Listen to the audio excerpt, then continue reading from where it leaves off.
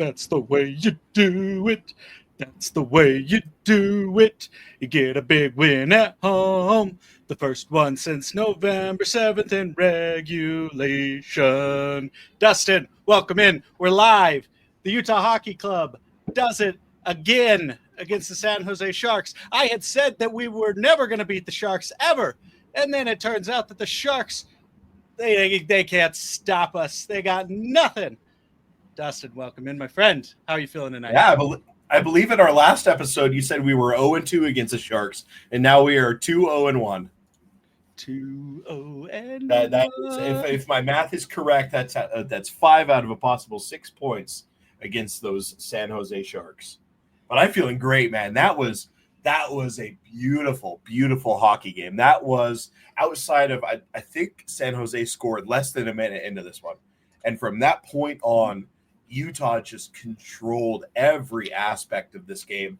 I mean, if you look at the shots on goal, because to their credit, San Jose blocked a lot of shots, but they put up a graphic on the broadcast with just a few minutes left, and I believe just shots taken, not necessarily shots on goal, but shots taken. I think Utah was sitting at 60, and San Jose was 34. Like, they were just peppering San Jose's goal, and you knew. And you said to me while we were warming up before this felt like a game that just Utah wasn't going to lose. And that's how it felt from even the first period. At the end of the first period, down 1-0, I thought to myself, like, Utah's outplaying San Jose. Outside of just that one bad rebound that went off of Veggie's right blocker, like, other than that one rebound, Utah's completely controlled this game. And even trailing 1-0, it felt like Utah was going to win this one. Yeah, it did. There was moments where I was a bit concerned. I was getting down on myself. Well, you've been around me today and my social media, been a little down, and we'll get to more of why I was negative coming into the day. But there were parts where I think I let my overall negativity get the better of me, because Utah did. Utah was the better team far and away. They were actually the more physical team today too. And we got a little unlucky. The post was San Jose's friend early in the game, but the two goals that Nick Schmaltz and Barrett Hayton were just beauties. I mean, the types of shots that we've missed a little wide lately when we get these opportunities. But both those guys taking the time to get in a position to take the shot, and Georgiev has no chance. He's not a tremendously good goalie. He looked a lot better than he is tonight. But yeah, I was super excited that Nick Schmaltz got on the board. Everybody played great. Defensive played great. You have what's his name? Nick DeSantios. I don't even know, to be honest. I expected him to be waived within the next few weeks anyway. The new defenseman came in, played well, got a big assist in Nick Schmaltz's goal, and it was just it really did. Despite my negativity, it really did feel like Utah controlled this one from the start of the game to the end of the game. Yeah. Nick DeSimone played very well. DeSimone, that's his name. DeSimone. There you go. But yeah, this, like you said, this was pure domination. And let's not forget another goal that was wrongfully taken away from the Utah Hockey Club with a goaltender interference call. Like, that should have been at least the first, maybe the second goal that should have stood and led to a 2-minute delay of game power play for Utah. But instead, they take it away. There's an obvious bias coming from the higher-ups in the NHL. I think it needs to be investigated. I mean, the Utah government investigated the University of Utah Athletics Department a few years ago. They need to do it with the NHL now, because this is obvious. It's become painfully obvious, and it needs to get fixed. But yeah, this was a very fun game to watch. And for the second time, as soon as the final horn sounds, both teams trying to start up a little bit of fisticuffs. Just like Liam O'Brien tried to against Florida the other night. So good to see. Good to see the fight. It does seem that I think this this, even though we're not divisional rivals, it looks like Utah San Jose, just the way that the last few games have been going, that this could be like our out of division but Western Conference a big rival, right? Obviously, they want to push the rivalry with Colorado, but I think that when you look at it, us and San Jose I'm hoping is going to blossom into, for years to come, some nastiness going on between the two teams. San Jose, the fan base, just a bunch of whiners, criers.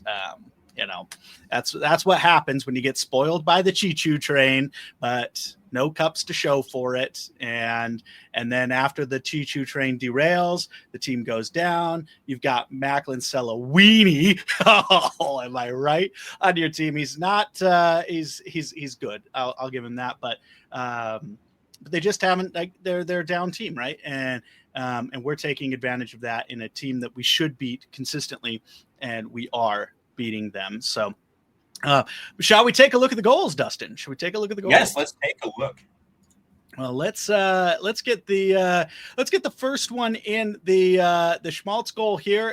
Let's get that up on the big board. Out of the corner, Schmaltz. Nick Schmaltz, Utah pressing. Schmaltz, room, shoots, he scores! Nick Schmaltz!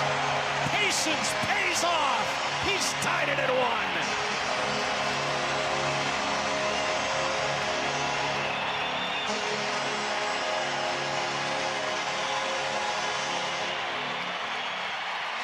Patience from Nick Schmaltz pays off. We talked about sticking with it. It was patience from Matthias Michelli earlier in the game.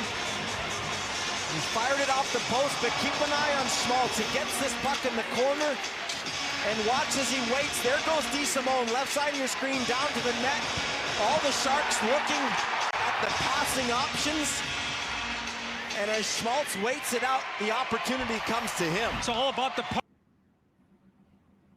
And it really was one of those great plays where he truly did. This is one of those things where, and they mentioned it a little bit, right? That Michelli had a similar play, fired it off the post. Cooley kind of has an opportunity one-on-one from a pretty beautiful feed from Spicy Tuna. He sails the puck wide. And in this case, Nick Schmaltz waiting, and then finds that opportunity to snipe. And now if you watch, see if we can find the San Jose defender kind of misplays and kind of backs up a little. It's kind of an awkward play by the defenseman. Let's see if we can find it. And watch as he waits. There goes DeSimone, left side of your screen. Right there. To the net. It's him. He's looking for. He doesn't know if he should follow Schmaltz with the puck or if he should come down to DeSimone and take him. So that defender right there, just above Georgiev, I blame him for the goal. But just a beautiful shot by Nick Schmaltz to put Utah on the board and tie this game up. And it's always good. Obviously, it's always good when Nick Schmaltz scores. It's not always good when he's referred to as the other Nick by the social media team. Shame on you, Utah Hockey Club. He's the greatest 8 to ever put on a Utah Hockey Club sweater. And just so we know, he's got more goals than Ovechkin since Ovechkin came to town to play Utah. Nick Schmaltz has more goals than Alexander Ovechkin since that game. So are you going to win any scoring titles, Ovechkin, if you're going to get outscored handedly? I think he has almost 5 more goals than Ovechkin in that time span. So Ovechkin, are you really going to get a scoring title if you're going to kind of, I don't want to say anything, but you're getting outscored by Nick Schmaltz, who's having a down goal year. Just saying, who's the best 8? I was wondering if you're gonna bring that up at some point during a podcast, because you brought that up in our group text. I will say you could have stuck that landing a little better. Next time you got to research what date that was. I know. The same amount of goals since this date, but you jumped feet first into it before you realized, wait, I don't know what that date is. So you just went since he came to town.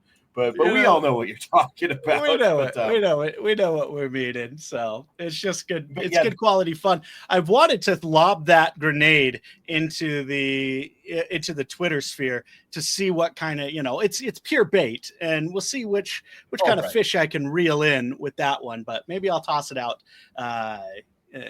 Next time we play Washington. I'll have to look in the next game. We have one more game at Washington. So that'll be interesting to see how that game. I know there's still a lot of bad blood that they still blame us for that injury to Ovechkin. Not that it was anybody's fault, but that was the Nick Schmaltz goal. And then we don't have the video of it, but as we go into the third period, so Clayton Keller gets denied and just robbed on his first shot, but sticks with it, comes back and scores a beauty. Now, so that looked like it was going to be Utah winning or up 2-1. However, it's reviewed. And as we know, Utah has not yet had a goal stand when it's been challenged. Every single goal that Utah scored that's been challenged, whether it's for offside or goaltender interference, it has gone against Utah and the goal has been reversed. And so looking at it, there was clear-cut contact. Nick Schmaltz makes clear contact with Georgiev. Now, the question was whether or not Georgiev had enough time to reset and if it was the San Jose player that impeded his movement to stopping it. We're not going to argue that, because even if I wanted to, I couldn't tell you one way or another. The way they call goaltender interference seems to be just a flip of the coin. But it was called back, which it's funny. The 3 goals for goaltender interference, Schmaltz scores 2, has 2 brought back for goaltender interference. And then this one, he's the interferer. So he's been involved in one way or another in all 3 called back goals for goaltender interference. And so that was unfortunate, but Utah continues their dominance. And then for basically the last 5-6 minutes of the game, it was almost pure offensive pressure from Utah. So it was just a matter of time before they got it in. And it was Barrett Hayton on his new look second line with the goal. Let's take a look at Barrett Hayton's game winner here. And taking a couple of whacks. Barrett Hayton. Hayton shoots, he scores! Barrett Hayton with a minute 32 remaining in regulation, and Delta Center is bonkers. Watch it one more time. I think it started a little bit, but you watch him, just watch again. It's the patience. And they talked about it on the broadcast about nobody seeing that he was shooting. These just historically, I feel like are the shooting lanes that Utah passes up on when they have these sorts of like small window of opportunity. We just seem to miss it, or we sail the puck well wide. And this is one where Barrett Hayton takes advantage of the Red Sea just parts, and he has just the beautiful opening to snipe it in the top shelf. We'll watch one more time. In front, and taking a couple of whacks. Barrett Hayton. Hayton shoots, he scores! Barrett Hayton with a minute 32 remaining in regulation, and Delta Center is bonkers.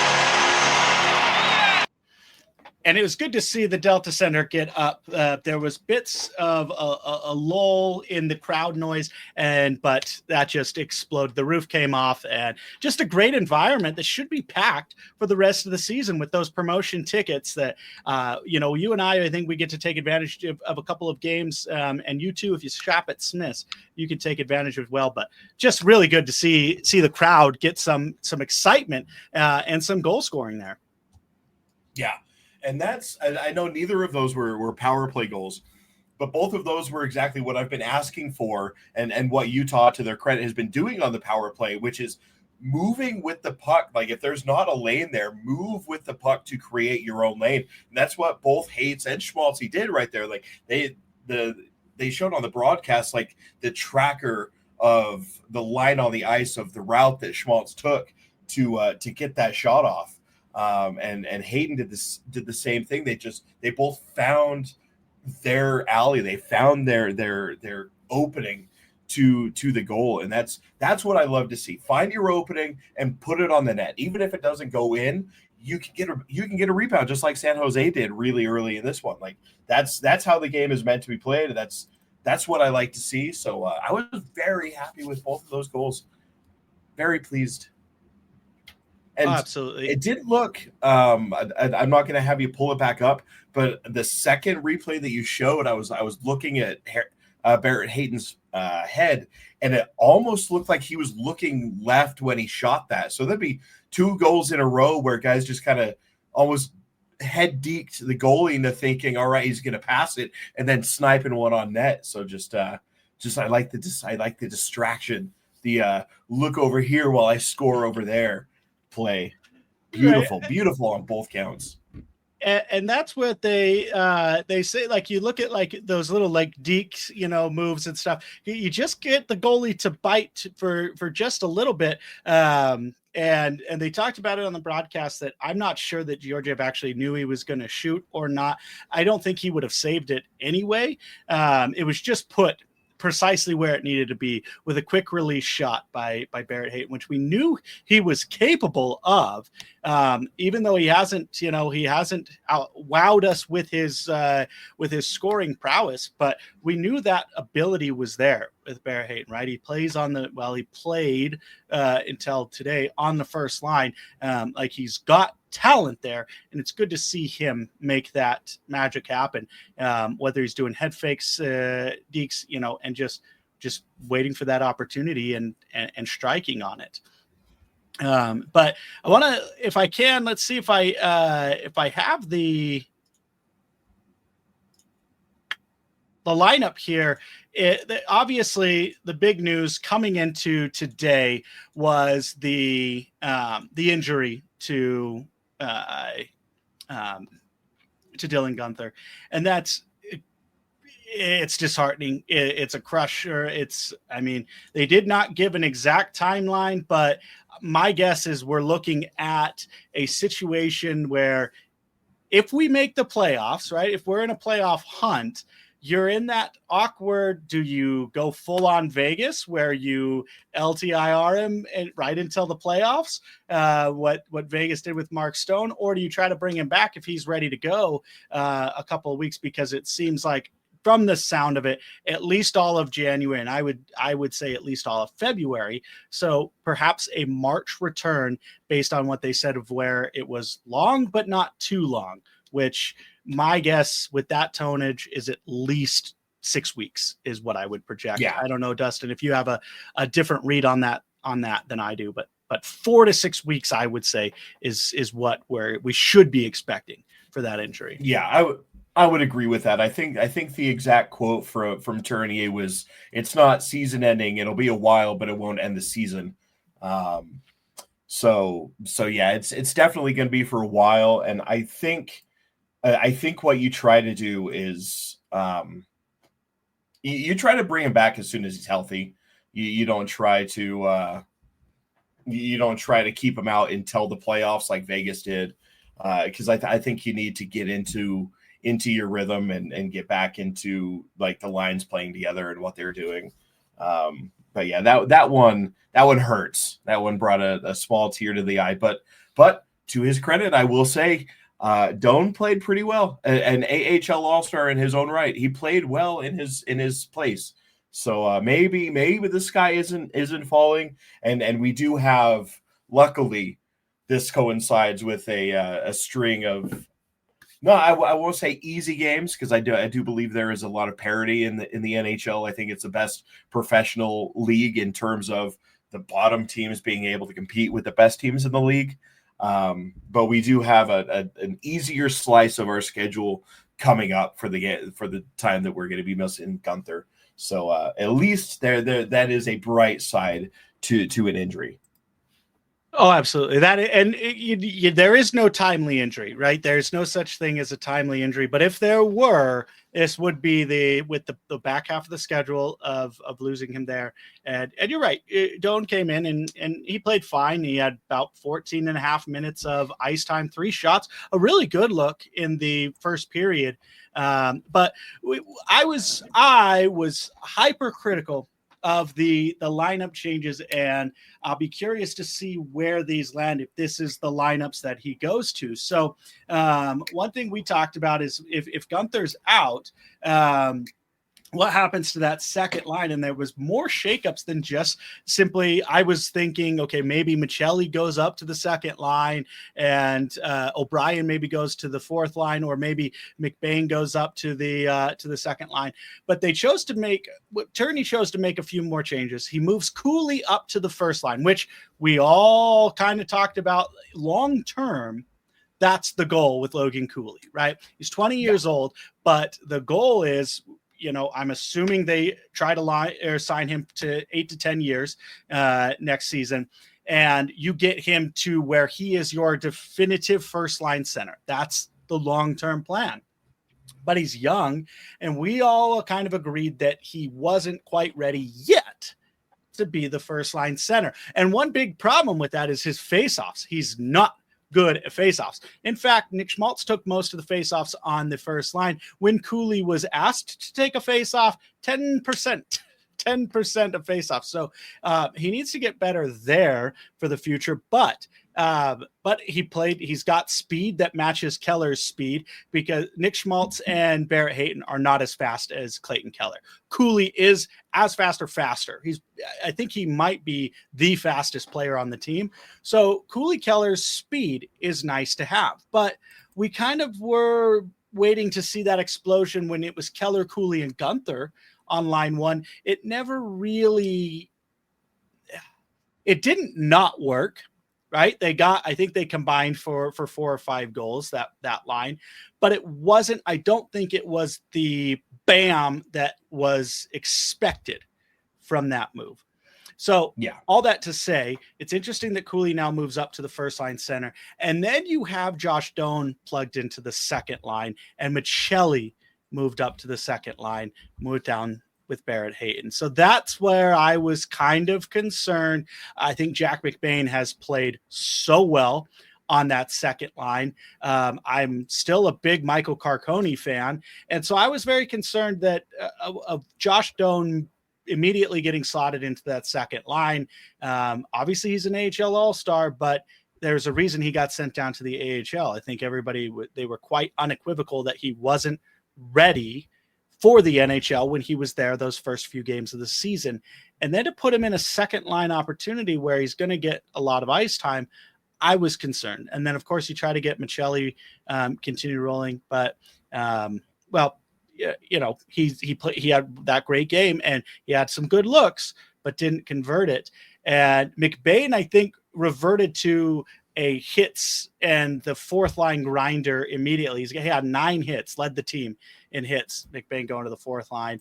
O'Brien had a great game, a great look to get the go-ahead goal, but that would have made the roof explode off. Yeah. I mean, like it already, the top already blew with the Hayton goal, but if the go-ahead goal had been scored by Spicy Tuna, that place that place would have blown up.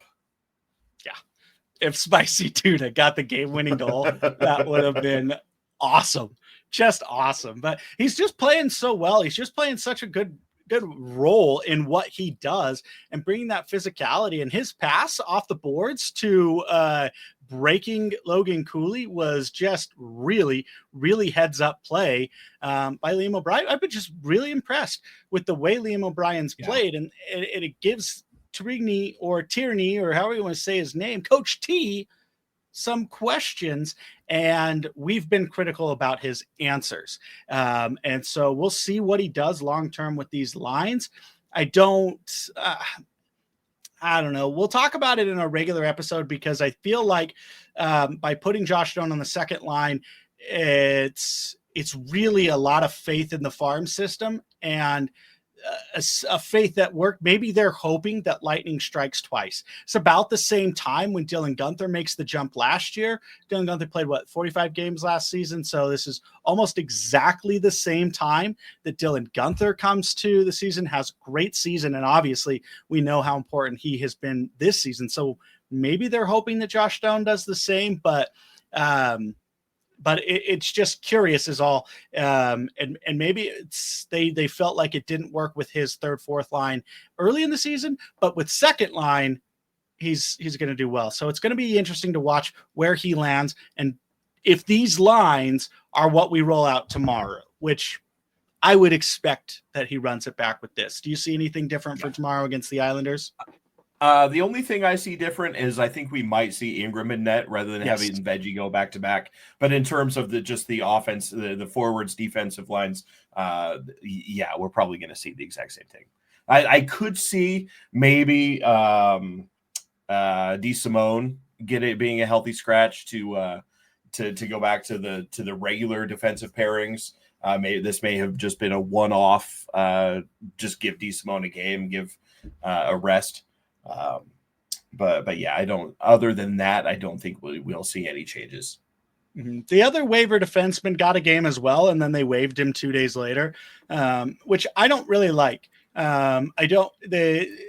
Coach T has stated like his job is to put the best team that he can on the ice. So either Kolyachonok has significant conditioning issues that we're not aware of, or they just really don't like to put Kolyachonok on the ice because it seems like they are more than willing to bench him for waiver players who have no chance of being on the team long term. Bortuzzo, who's quite old and his first half of the season was quite undisciplined. They just don't want to play the 23-year-old Kolyachonok, and I don't know why. I've really liked what I see out of him, and if your goal is to build your young players, I would suspect that he's one of those players you want to keep in, even as a seventh defenseman, when obviously he's not going to get a lineup spot over Durzi and Marino, but Marino hasn't played yet. So for all we know, he's not going to gel, but talent-wise, obviously he's got the talent, and of course Durzi when he's back. But I'm a big fan of Kolyachonok. I've really liked what I've seen out of him, but maybe it is the case that he's not a he's not a defensive pairing once our other defensemen are healthy, so it doesn't matter if he plays or not. And maybe I'm looking at it too much that he's a building block for the future, and he's just maybe not. I don't see Bortuzzo past this year. Ian Cole, maybe 1 or 2 more years. Oli Mata's getting up there as well. So it's, I don't know, a young 6'2" defenseman. I would like to see him available long-term, but we've got him for at least this year and next year, and then he's a restricted free agent. But yeah, you're absolutely right. Ingram, I think most definitely gets the start tomorrow. This team has historically been hesitant to play goalies back-to-back, and I don't see anything different. Obviously, we also learned today Ingram was out with not an injury per se, had a death in the family. So our hearts do go out to Ingram. Hopefully he can come back, get his head right. I still 100% am behind Vejmelka.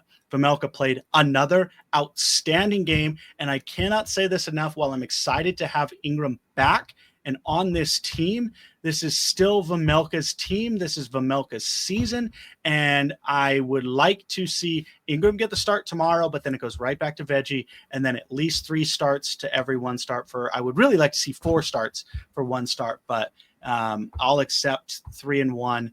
But this is still, in my opinion, injury, mental, doesn't matter. This is still Veggie's team, and I want to keep it Veggie's team. I just want to go out there on record is very sad. I'm very hearts out to Ingram and his family, but Veggie has taken every opportunity when Ingram had a statistically horrible start to the season. Veggie stepped in, provided stability, and has played lights out. He hasn't always gotten the wins, but he has played lights out. 94% save percentage tonight. Sub 1 per 1 goal game. I think it'll go down as like a 0.99 probably. I'd have to. Do you have it up? The exact stat of his goals against? I don't. It may not even say on the. I don't. But just under 95% save percentage. So again, statistically speaking, Veggie playing out of his mind, making those saves when he needs to. There's a lot of traffic in front of the net. His rebound control was awesome. Just really, really amazing. Also, Dustin, can you verbally say your joke on your whiteboard if the fans can't see it? Your name. Oh yeah, I guess my little name. my name at the bottom left is blocking it. But yeah, it says, "How do you suffocate a shark? You put it on ice." Yep. Oh, that is just just beautiful, just beautiful. But yeah, it is a great game overall. But yeah, we are back at it tomorrow. Like I said, a back-to-back. We have the New York Islanders in the Delta Center, and unless we see some tired legs, I believe that is another game that Utah should win. So I sense a nice little winning streak coming up. I would prefer. I would really like to see a string of wins going into that Winnipeg game, like 5 straight wins until we get to that Winnipeg game to close out that homestand. So, but it all starts with once you get 1, you got to get 2. It all starts tomorrow with the Islanders. Yep, and we did say we said coming into this homestand that the Florida game was going to be very, very tough. We're not too upset about losing to Florida. They're an excellent team. They're second in their division. That's we I think all 3 of us chalked that up to a loss. But this game we chalked it up as a win, and tomorrow's a very, very winnable game, even a back-to-back. Utah, I think, does very well on the second game of the back-to-back, but we'll see. Hopefully the energy and the enthusiasm from tonight carries over. I'll be in there. Ryan, if he's not sick, he has been, man, I feel for my brother. He has been under the weather these past few weeks. So if he's healthy, he will be in the building with me. Otherwise, finally get to take my kids to a game. Super excited. And Dustin, you and I got to get to a game together, man. What game? We got to start planning. What game are we going to go see? We need to figure it out. We need to figure out what critical game that we need to bring our good vibes to. Well, maybe we'll buy a couple. We'll buy some groceries. We'll buy some snacks to do a watch party, and then with our $10 tickets, we'll take a couple of the 2-line pass guys and gals, the fans out there, and you can come listen to us yell shoot from the upper deck, and it'll be good times. But Utah gets the win tonight, 2-1. First home regulation win since November 7th. So a good monkey off the back there. Not a stat you want going almost 2 full months without a regulation home win.